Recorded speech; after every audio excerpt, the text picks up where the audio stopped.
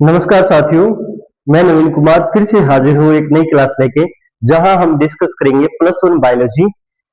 Chapter रहेगा 8 जहां पर हम cell the fundamental unit of life के बारे में डिस्कस करेंगे। तो आज का हमारा टॉपिक है सेल।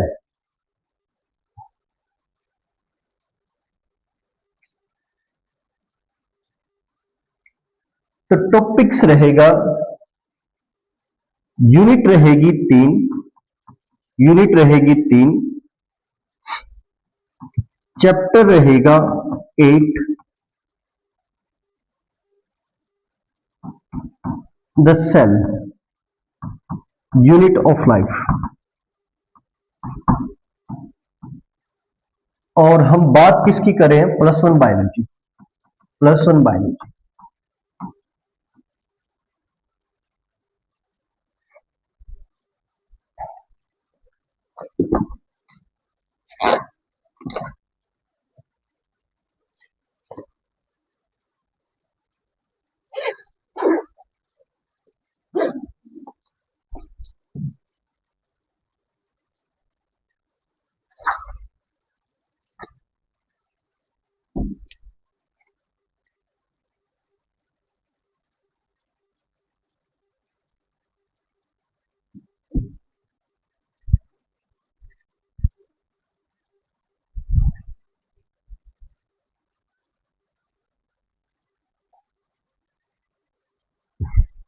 देखिए साथियों, सबसे पहले हम पढ़ते हैं कि पूरी धरती पर दो तरह की थिंग्स होती हैं। एक होती है नॉन लिविंग थिंग्स, एक होती है लिविंग थिंग्स। जो नॉन लिविंग थिंग्स होती है वो इनऑर्गेनिक कंपाउंड्स की बनी होती है, और जो लिविंग थिंग्स होती है वो कार्बन कंपाउंड्स की बनी होती है, और कार्बन कंपाउंड्स को हम बोलते हैं ऑर्गेनिक कंपाउंड्स। तो सबसे पहले हम देखते हैं कि हम दो चीजों के बारे में डिस्कस कर रहे हैं।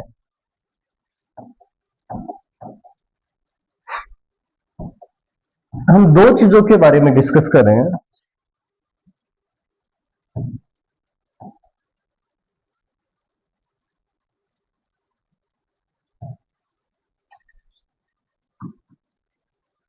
एक तो हम डिस्कस करेंगे, हमारे चारों तरफ दो तरह की थिंग्स हैं।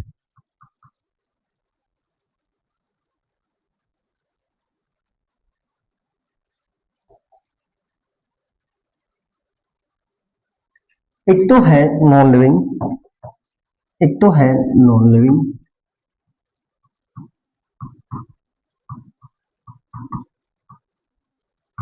और एक है लिविंग।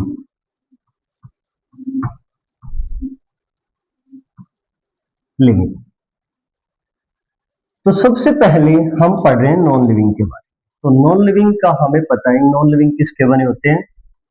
ये मेड होते हैं, made up of inorganic compounds.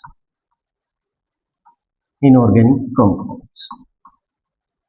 Non living things किसकी बनी होती है? इनऑर्गेनिक कंपाउंड्स की।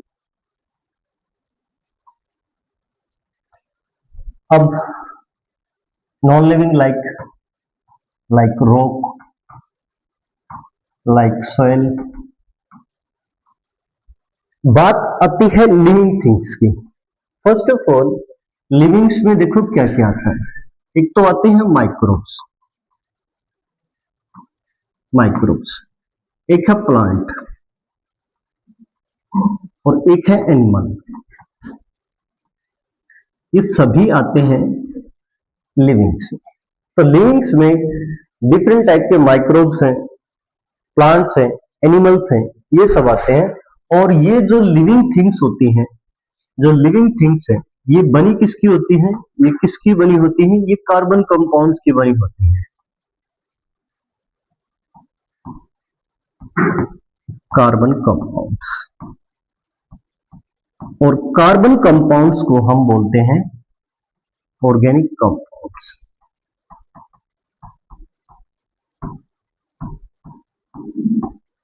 अब कार्बन कंपाउंड्स लाइक जैसे कि carbohydrate,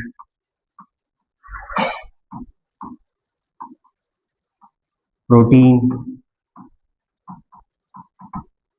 lipids, nucleic acid, vitamins. तो कार्बन कंपाउंड्स, अब बात आती है कि अब तक हमने पढ़ा कि नॉन लिविंग किसके बनते हैं, इनऑर्गेनिक कंपाउंड्स के। लिविंग किसके बनते हैं, कार्बन कंपाउंड्स के। कार्बन कंपाउंड्स को बोलते हैं ऑर्गेनिक कंपाउंड्स। और ऑर्गेनिक कंपाउंड्स में कौन कौन से आते हैं, डिफरेंट टाइप के कार्बोहाइड्रेट आते हैं, प्रोटीन आते हैं, लिपिड्स आते हैं, न्यूक्लिक एसिड्स आते हैं। अब बात आती है कि ये जो ऑर्गेनिक कंपाउंड्स हैं, इनका लार्ज नंबर है, धरती पर इनका नंबर बहुत ज्यादा है। तो क्यों है? अब बात आती है कि जो ऑर्गेनिक कंपाउंड्स हैं, इनका नंबर बहुत ज्यादा है, तो क्यों है? इसके कारण इसकी इसकी वजह है कार्बन की दो प्रॉपर्टी, इसकी प्रॉपर्टी जिसके बारे में हम डिस्कस करेंगे जस्ट अभी। तो कार्बन, फर्स्ट ऑफ ऑल एक बार थोड़ा सा ओवरव्यू देख लेते हैं कार्बन का। कार्बन, कार्बन जिसे हम रिप्रेजेंट करते हैं C से। अब इसका एटॉमिक नंबर, इसका एटॉमिक नंबर है, इसका एटॉमिक नंबर है 6। इलेक्ट्रॉनिक कॉन्फ़िगरेशन रहेगा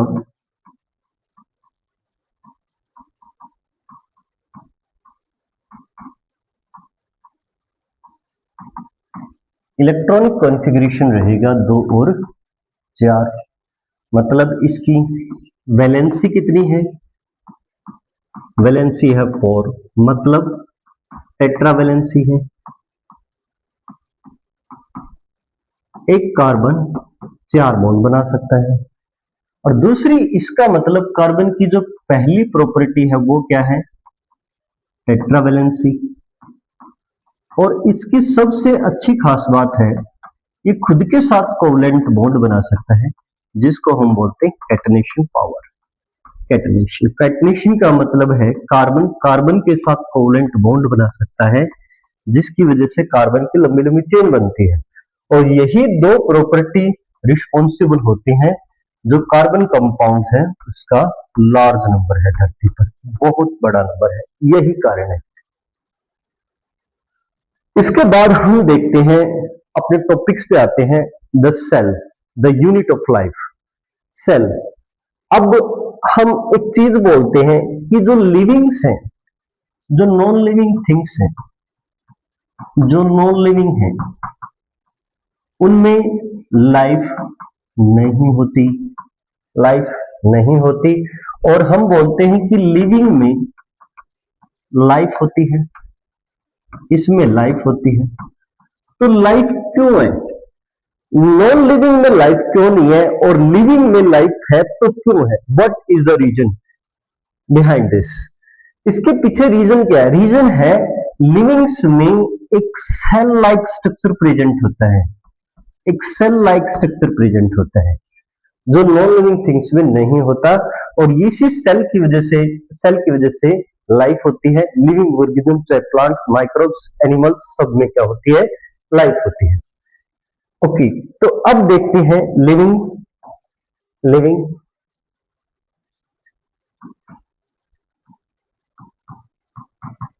लिविंग पहली चीज किसके बने होते हैं, सेल के। ये किसके बने होते हैं, सेल के। अब जो सेल है, सेल यहां बेसिक यूनिट का काम करती है। बेसिक यूनिट ऑफ लाइफ बोले तो क्या है, सेल। अगर मैं बोलूं building block of life, building block of life, तो भी क्या है, सेल। अगर मैं ये बोलूं दी fundamental structural and functional unit, fundamental, fundamental structural, मतलब कि स्ट्रक्चर भी कौन बनाएगा, सेल बनाएगी। कैसे? जैसे मैं मल्टी सेलुलर ऑर्गेनिज्म हूं तो मेरे अंदर जो सेल्स होगी, सेल्स का ग्रुप क्या बनाएगा, टिश्यू। टिश्यू का ग्रुप मिलके क्या बनाएगा? ऑर्गन, और ऑर्गन का ग्रुप मिलके क्या बनाएगा? Organism. Organ system then organism. तो इस इट मीन्स जो फंडामेंटल स्ट्रक्चर का जो काम कर रही है सेल कर रही है, and functional unit of life,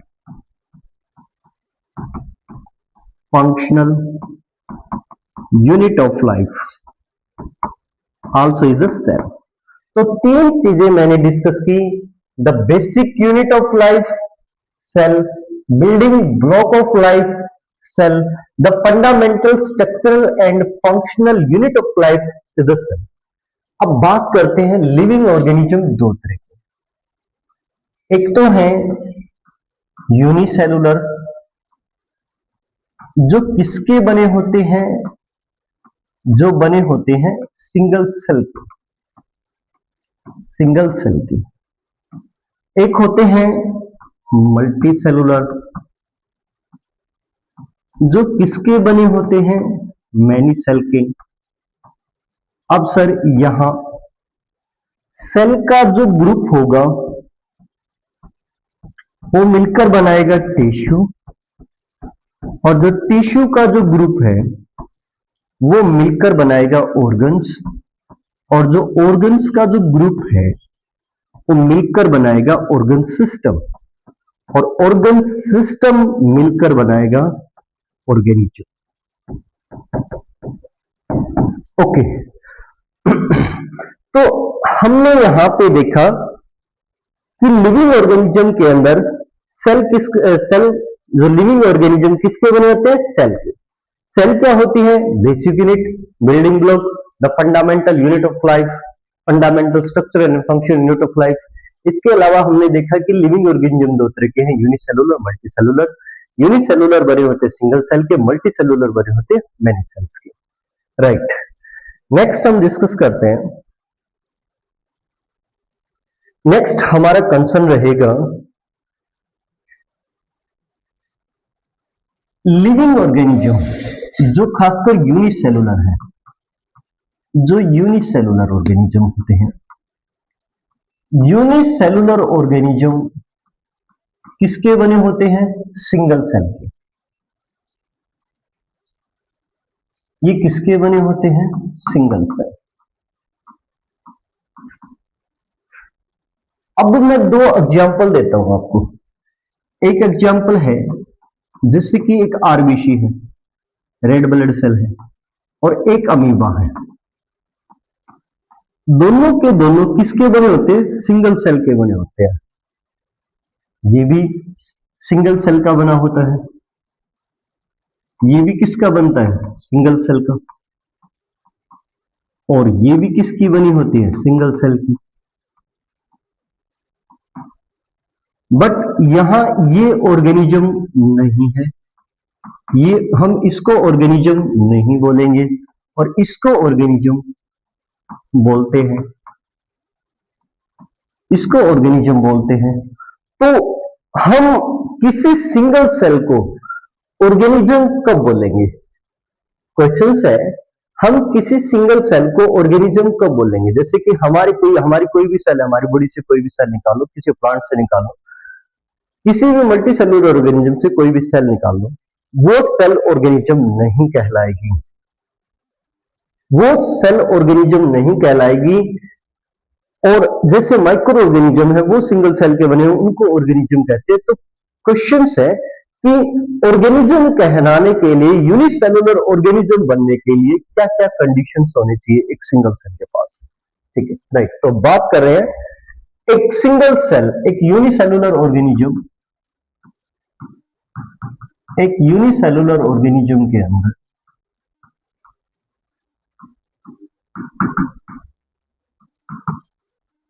जो यूनिसेलुलर ऑर्गेनिज्म के अंदर जो सिंगल सेल है,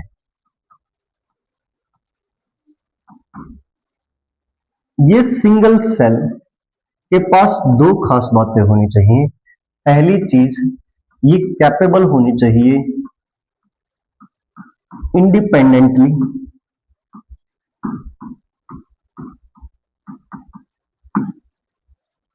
एग्जिस्टेंस की। और दूसरी खास बात होनी चाहिए, ये परफॉर्म करे लाइफ के जितने भी इसेंशियल फंक्शन है उनको, perform all essential functions of life, functions of life, like sir essential function जैसे कि आप न्यूट्रिशन लेते हो, आपकी बॉडी में सर्कुलेशन होता है, आपकी बॉडी में रेस्पिरेशन गैसेस एक्सचेंज होता है, आपकी बॉडी वेस्ट बाहर निकालती है, आपकी बॉडी ग्रोथ करती है, आपकी बॉडी में मूवमेंट होता है, आपकी बॉडी में डिफरेंट टाइप की केमिकल रिएक्शन होती है, मेटाबॉलिज्म, जिसकी वजह से हम लाइव हैं। आपकी बॉडी सेंसिटिव है और आप एक क्या करते हो, रिप्रोडक्शन करते हो, न्यू जनरेशन को पैदा करते हो। तो ये सारे क्या है, ये सारे क्या है, इसेंशियल प्रोसेस, ये एक सिंगल सेल परफॉर्म करे। अगर ये दोनों कंडीशन को कोई सिंगल सेल फुलफिल करती है तो वो सिंगल सेल क्या कहलाएगी, ऑर्गेनिज्म। फॉर एग्जांपल, जैसे कि छोटा सा एग्जांपल लेते हैं,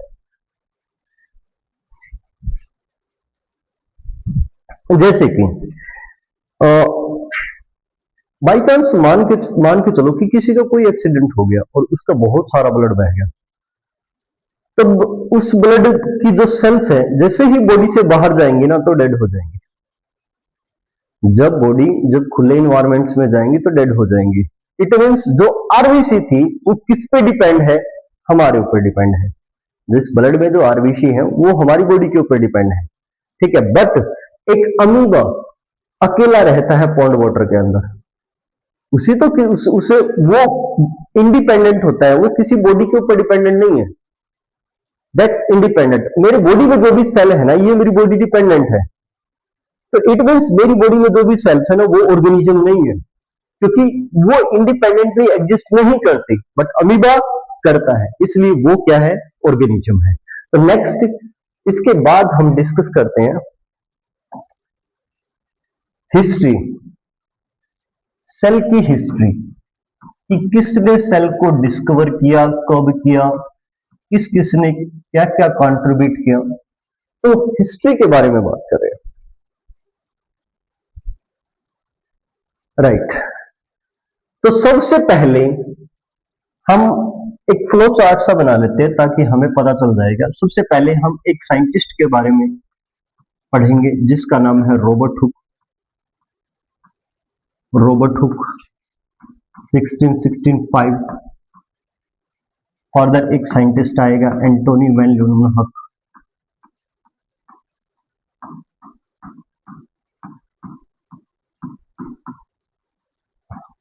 1674। फर्दर एक और साइंटिस्ट आता है जिसको हम बोलते हैं रॉबर्ट ब्राउन। Robert brown 1831। इसके बाद एक साइंटिस्ट आता है पुरकेंज 1838। फर्दर एक इसके बाद आती है सेल थ्योरी। तो सेल थ्योरी को दो साइंटिस्ट ने दिया, एक था मिथ्यास स्लीडन और एक था थियोडोर स्वान। इनके बारे में पढ़ेंगे, ये 1838, ये 1839। इसके बाद एक साइंटिस्ट और आएगा रुडोल्फ वर्चो 1830, 1855। इसके बाद 1940 के आसपास जाके इलेक्ट्रॉन माइक्रोस्कोप की डिस्कवरी होगी। तो ये इनके बारे में हम डिस्कस करेंगे, सेल थ्योरी के बारे में। सो फर्स्ट हम पढ़ते हैं रॉबर्ट हुक के बारे में। रॉबर्ट हुक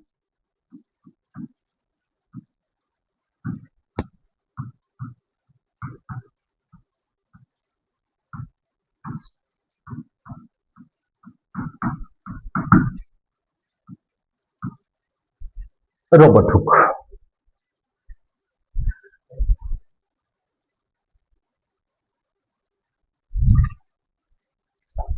तो रोबोट हुक कहां का था? ये था ब्रिटिश साइंटिस्ट था। इस बंदे ने अपना खुद का माइक्रोस्कोप बनाया था। इन्होंने बनाया मेड सेल्फ डिजाइन माइक्रोस्कोप, खुद का डिजाइन किया हुआ माइक्रोस्कोप इन्होंने, माइक्रोस्कोप सेल्फ डिजाइन माइक्रोस्कोप, इन्होंने खुद का डिजाइन किया हुआ माइक्रोस्कोप बनाया, खुद डिजाइन किया माइक्रोस्कोप बनाया। और ये जो माइक्रोस्कोप थे ना, ये परमिटिव टाइप के माइक्रोस्कोप थे, एडवांस माइक्रोस्कोप नहीं थे, परमिटिव टाइप के microscope, primitive type of microscope. अब इन्होंने क्या लिया, इन्होंने जो प्लांट होता है, प्लांट की जो स्टेम होती है, स्टेम के बाहर एक टाइट लेयर प्रेजेंट होती है, बार्क। और बार्क किसका बना होता है? कॉर्क। और कॉर्क क्या है? Dead substance. इस कॉर्क की इन्होंने क्या ली? Thin slice. और फिर इसको एग्जामिन किया सेल्फ डिजाइन माइक्रोस्कोप से।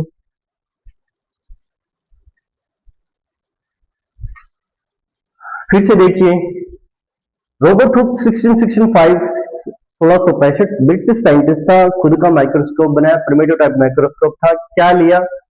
इन्होंने क्या लिया? Thin slice of bark. Bark किसके बनती? कॉर्क की। कॉर्क कैसा है? Dead substance. तो इन्होंने क्या लिया? He took thin slice of cork, thin slice of cork। अब कॉर्क को जब एग्जामिन किया तो कॉर्क में उन्होंने देखा छोटे छोटे compartments, thin slice of cork.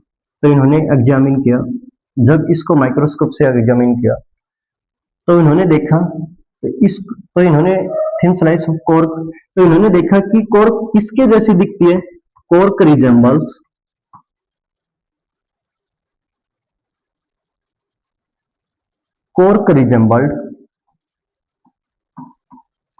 Honey bee come like structure.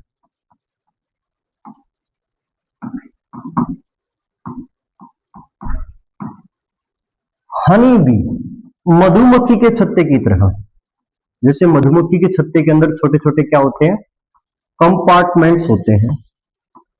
और यहां से उन्होंने एक शब्द दिया लैटिन भाषा में। उन्होंने क्या बोला इन कंपार्टमेंट्स को? सेलुला। सेलुला का मतलब होता है लिटिल रूम और कंपार्टमेंट।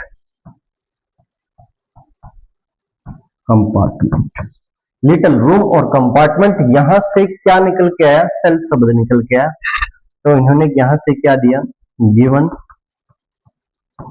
Term cell. तो इन्होंने क्या दिया? सेल शब्द दिया। तो गिवन टर्म सेल। जी देखते हैं।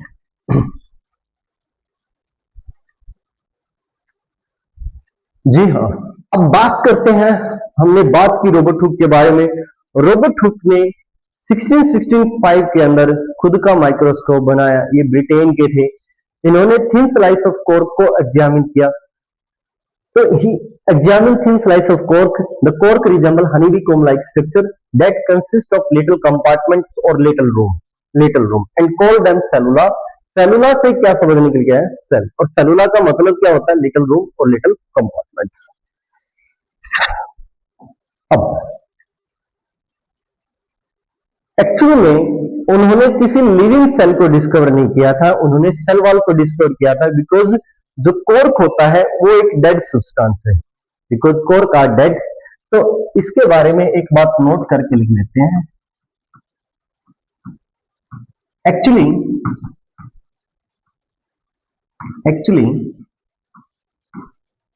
he discovered cell wall because because pork are dead and without cytoplasmic content.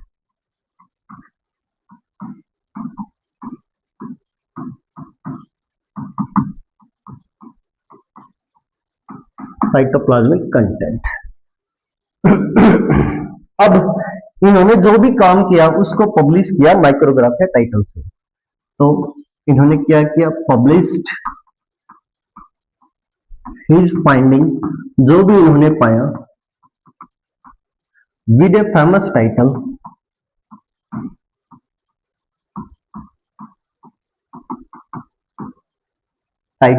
Micrographia,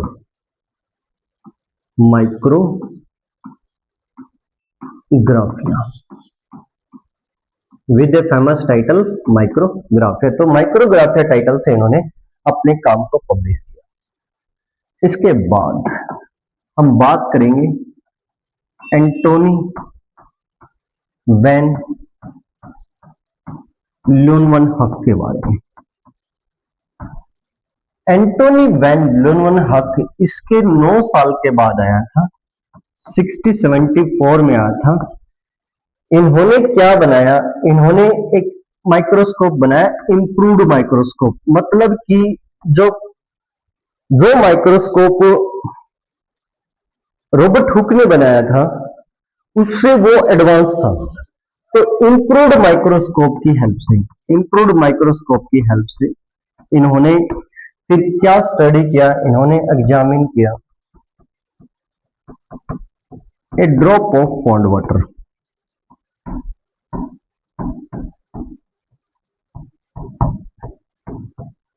और इसमें पहली बार लिविंग सेल को डिस्कवर किया। इन्होंने क्या डिस्कवर किया, discovered first living cell, discovered first living cell.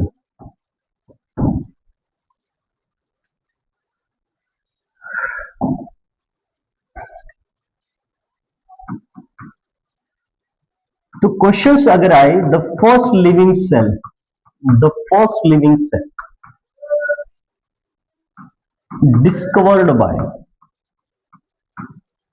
Discovered by, तो आप बोलेंगे एंटोनी वैन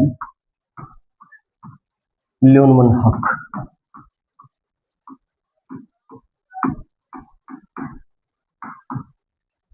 इन्होंने क्या डिस्कवर किया था, बैक्टीरिया सेल।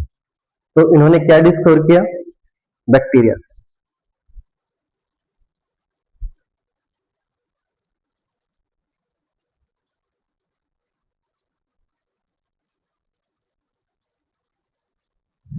नेक्स्ट, इसके बाद अगले देखो डिस्कवरी काफी हुई इसके बाद, बट कोई ऐसी डिस्कवरी, कोई सिग्निफिकेंट डिस्कवरी इतनी बेटर नहीं हो पाई। इसके करीबन 150 सालों के बाद एक साइंटिस्ट रहता है रॉबर्ट ब्राउन। इस बंदे ने स्टेनिंग प्रोसीजर से फर्स्ट टाइम स्टेन करके इन्होंने डिस्कवर किया न्यूक्लियस को, डिस्कवर्ड न्यूक्लियस। तो न्यूक्लियस की डिस्कवरी किसने की, 1831 में, किसने, रॉबर्ट ब्राउन ने। इसके बाद एक साइंटिस्ट और आता है फुर्केनजी, 1838। इन्होंने एक शब्द दिया, गिवन टर्म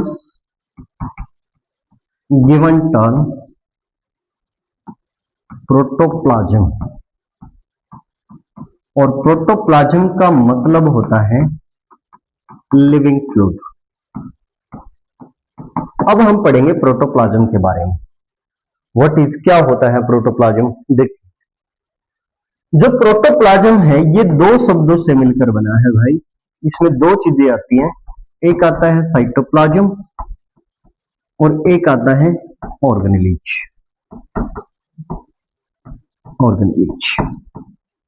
साइटोप्लाज्म ये क्या है, ये लिक्विड पार्ट है सेल का, और ऑर्गेनेलीज क्या है? This is the solid part of organelles. Next,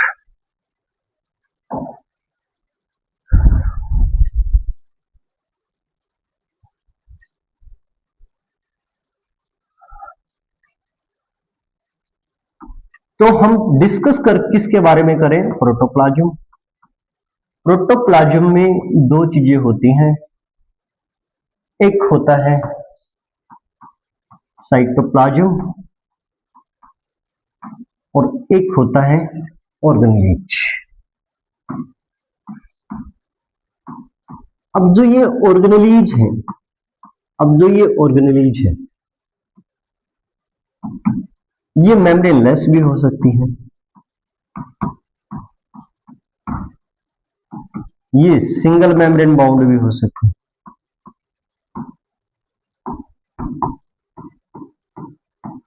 और ये डबल मेम्ब्रेन बाउंड भी हो सकती है। अब double membrane bound like mitochondria, like chloroplast, single membrane like ER, Golgi body, lysosome और vacuoles. Sir membraneless like ribosome, like centriole, right. अब दूसरी चीज आती है ये पार्ट साइटोप्लाज्म। साइटोप्लाज्म तो रियल में स्पेस होता है, न्यूक्लियस प्लाज्मा मेम्ब्रेन और न्यूक्लियर मेम्ब्रेन, इनके बीच का स्पेस क्या होता है? ये स्पेस होता है साइटोप्लाज्म। तो साइटोप्लाज्म में क्या आता है? Liquid part cytosome. Okay, next हम डिस्कस करते हैं सेल थ्योरी के बारे में। इसके बाद दो अलग अलग जगह के साइंटिस्ट हैं जिनके बारे में कहीं पे बोला गया है कि ये जर्मनी का है, ये ब्रिटेन का है, कई जगह अब नई एनसीईआरटी में काफी अलग अलग डाटा है, बट मैं जो ओल्ड एनसीईआरटी है उसके अकॉर्डिंग इनका है ना, इनका जो बर्थ प्लेस है उसके अकॉर्डिंग बात करूंगा। अगर यहां कोई मिस्टेक हो तो आप प्लीज चेक कर सकते हैं। देखिए सेल थ्योरी, तो नेक्स्ट हम डिस्कस कर रहे हैं सेल थ्योरी के बारे में। सेल थ्योरी जी, सेल थ्योरी किसने दिया? Given by two scientist. एक साइंटिस्ट था बॉटनिस्ट, जर्मन बॉटनिस्ट,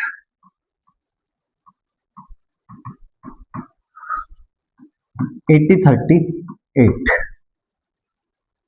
और एक साइंटिस्ट था ब्रिटिश जूलॉजिस्ट।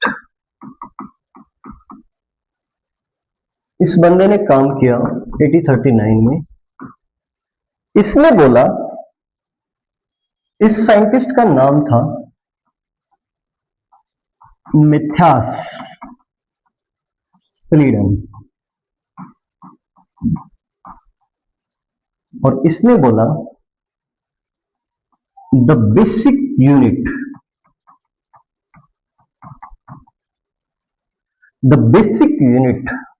मिथ्यास स्लीडन ने क्या बोला? The basic unit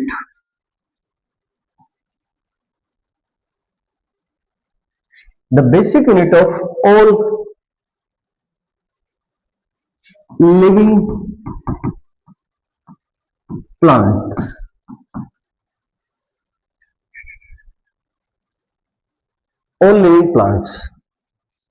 is cell। और इस बंदे ने बोला, ये कौन था? ये था Theodore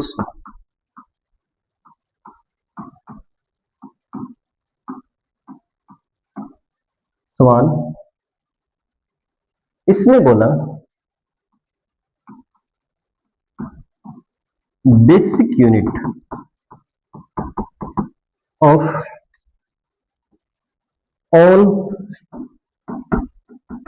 living animal is cell. Basic unit of all living animal is cell.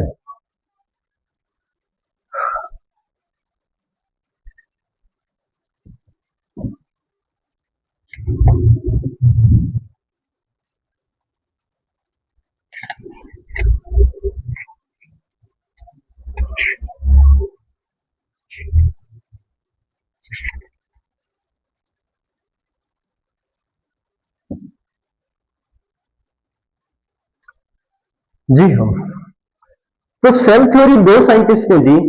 एक था जर्मन बॉटनिस्ट जिसने बोला कि सभी प्लांट की बेसिक यूनिट क्या है, सेल, 1838 में। दूसरा साइंटिस्ट था ब्रिटेन का ब्रिटिश जूलॉजिस्ट, इस बंदे ने बोला कि सभी एनिमल की बेसिक यूनिट क्या है, सेल।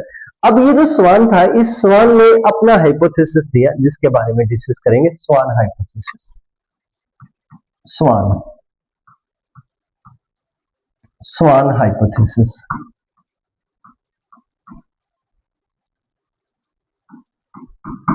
स्वान हाइपोथेसिस। स्वान हाइपोथेसिस क्या बोलता है, जो एनिमल होते हैं, जो एनिमल सेल होती हैं, एनिमल सेल में आउटर मोस्ट लेयर होती है प्लाज्मा मेम्ब्रेन या cell membrane. This is the outer most membrane. और इस बंदे ने कुछ प्लांट सेल के ऊपर भी डिस्कस किया था। इन्होंने बोला था कि जो प्लांट्स होते हैं, प्लांट सेल के अंदर सेल वॉल प्रेजेंट होती है, एक यूनिक कैरेक्टर है। सेल वॉल क्या है, एक यूनिक कैरेक्टर है जो प्लाज्मा मेम्ब्रेन के बाहर प्रेजेंट होता है। तो यहां पे क्या होता है, फर्स्ट यहां पे प्लाज्मा मेम्ब्रेन और प्लाज्मा मेम्ब्रेन के बाहर एक टाइट लेयर प्रेजेंट होती है जिसे हम क्या बोलते हैं, जिसे हम बोलते हैं सेल वॉल। अब ये स्वान हाइपोथेसिस क्या बोलता है, ये बोलता है कि all living organism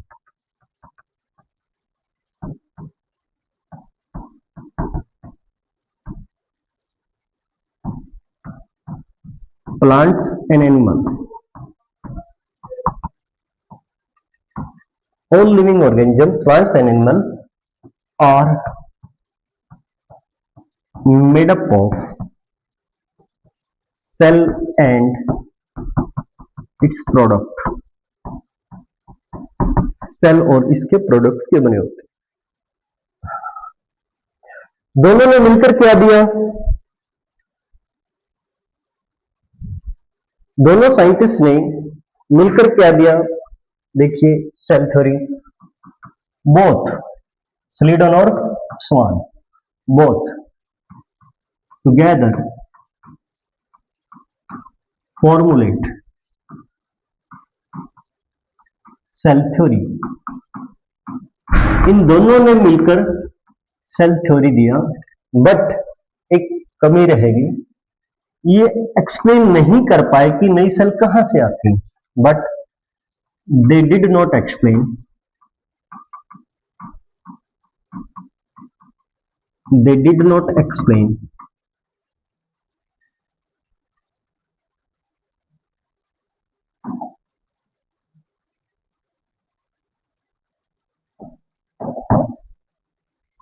how the new cell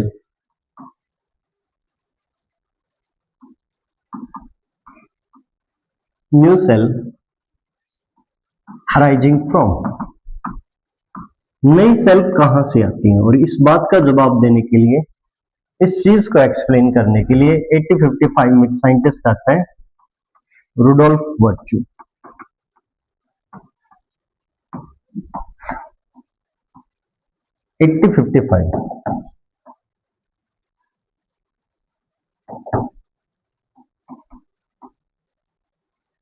Rudolf virtue. अब ये रुडोल्फ वर्च्यू क्या बोलता है, ये बोलता है कि सभी सेल डिवाइड करेंगे, all cell divide and arising from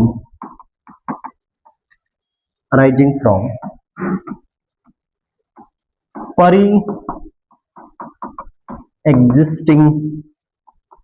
cell. इसने बोला omnion cellular e cellular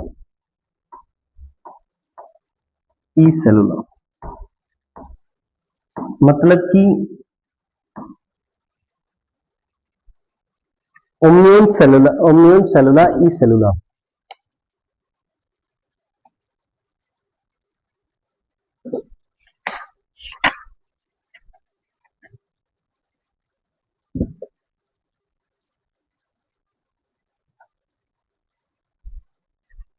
omnis cellular e cellular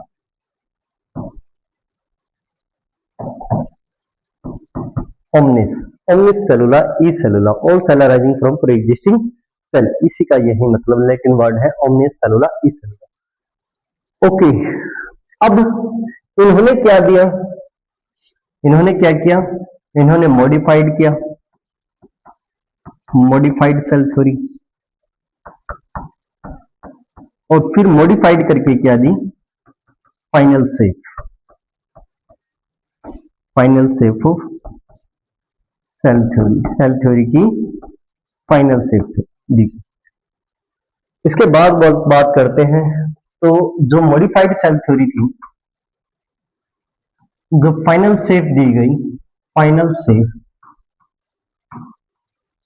of cell theory की जो फाइनल शेप दी गई वो क्या बोलती है?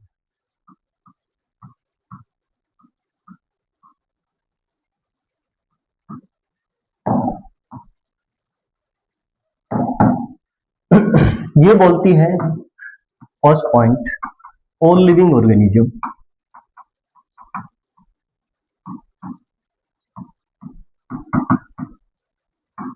प्लांट्स और एनिमल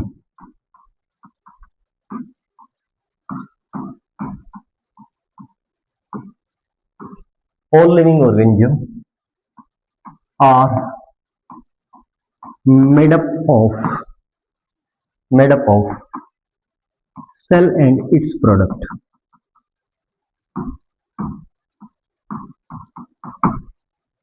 दूसरा point, all cell divide and arising from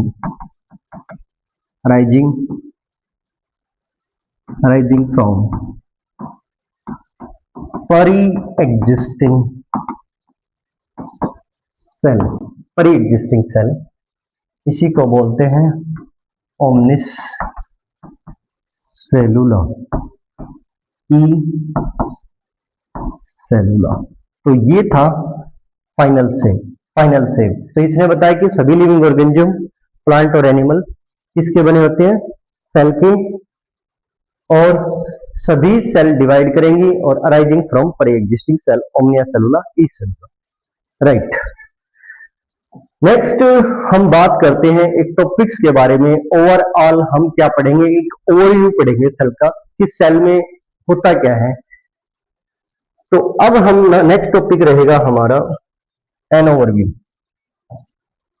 तो रहेगा टॉपिक है ओवरव्यू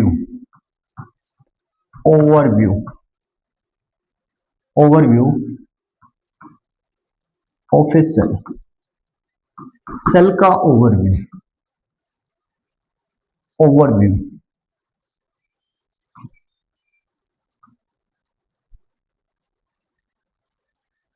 ओवरव्यू के बारे में पढ़ेंगे.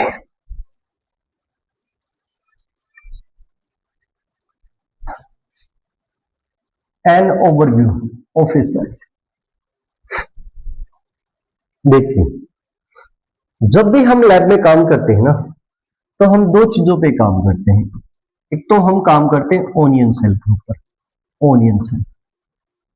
और ये प्लांट के लिए काम करेंगे इस पे, और एक काम करेंगे चिक सेल के ऊपर, चिक सेल. अब ये ओनियन होता है, ये क्या होती है, एक टिपिकल प्लांट सेल है,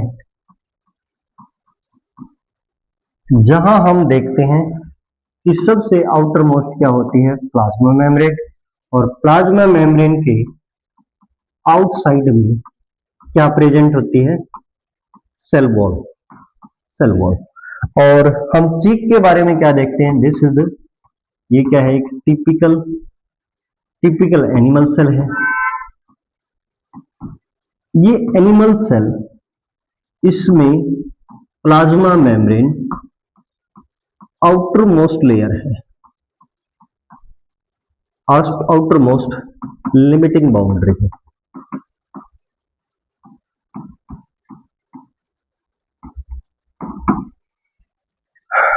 जी, अब हम देखते हैं सबसे पहले ये क्या है, प्लाज्मा मेम्ब्रेन।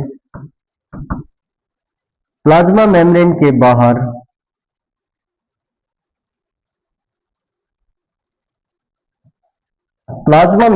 बाहर क्या होता है, cell wall.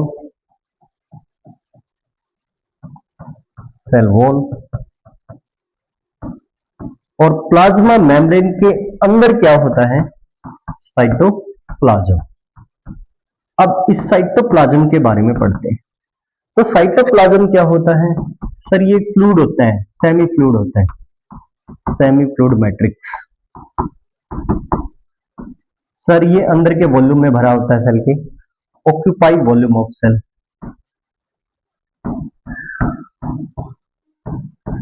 Volume of cell, यहां सर डिफरेंट टाइप के केमिकल रिएक्शन होती हैं जो सेल को लाइव बनाती हैं। Various metabolic reaction take place here.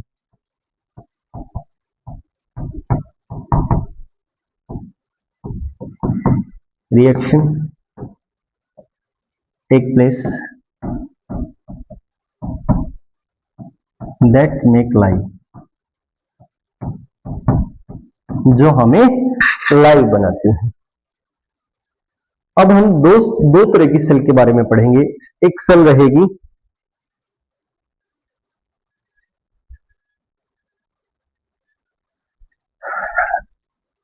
हम दो तरह की सेल के बारे में पढ़ रहे हैं। एक टाइप की सेल है एक प्रोकैरियोटिक सेल,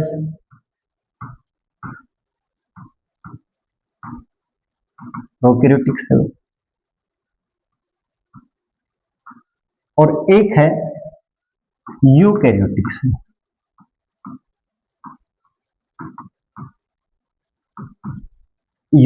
सेल।